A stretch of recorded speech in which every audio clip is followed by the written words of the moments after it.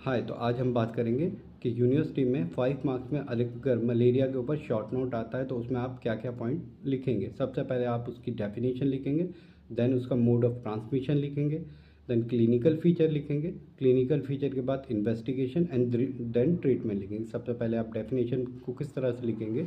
Malaria is a infection that is cause by protozoan Plasmodium. अब बात आती है ट्रांसमिशन की।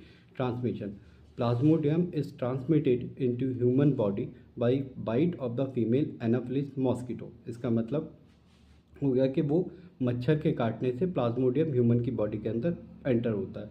अगला पॉइंट लिखेंगे कि कौन कौन सा Plasmodium, protozoan Plasmodium malaria cause करता है। सबसे पहले हो गया फेल्सीफेरम, जो बहुत ज़्यादा कॉम्प्लिकेशन भी कॉज करता है।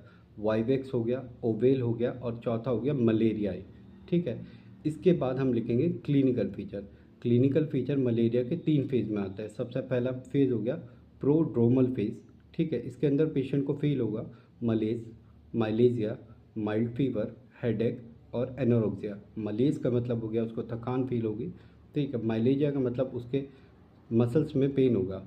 उसके बाद माइलेजिया के बाद इस पेशेंट को होगा माइल्ड फीवर, हल्का हल्का फीवर रहेगा, सर में दर्द होगा। एनोरेक्सिया का मतलब होगा उसको भूख लगनी बंद हो जाएगी। इसके बाद आता है सेकंड फेज, जिसमें जिसको हम कहते हैं मलेरिया पैरोक्सीजोम, या ऐसा कह सकते हैं अटैक ऑफ मलेरिया। इसमें 4 फेज़ होते हैं, 3 फेज़ होते हैं। सबसे पहला कोल्ड फेज़ होता है, देन हॉट फेज़ होता है, फिर स्वेटिंग फेज़ होता है। और इसके अंदर जो फीवर आएगा वो हाई ग्रेड फीवर आएगा। ठीक है, चिल्स होगा, राइगर होगा।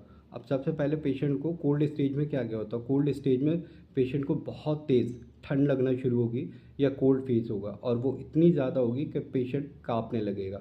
ठीक है, और ये 15 से 60 मिनट, आधा घंटा या 1 घंटा चलता है। उसके बाद आता है हॉट स्टेज।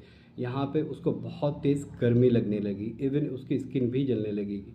ठीक है, उसको इतना होगा, और सर में बहुत ज़्यादा पेन होगा, और ये चलेगा 2 से 60 आवर्स। ठीक है, इसके बाद स्वेटिंग स्टेज आएगी।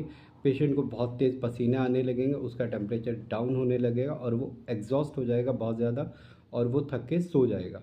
ठीक है, ये चलेगा 2 से 4 घंटे, और इसको कहते हैं पैरोक्सीजोम, या अपना मलेरिया पैरोक्सीजोम, या मलेरिया के अटैक।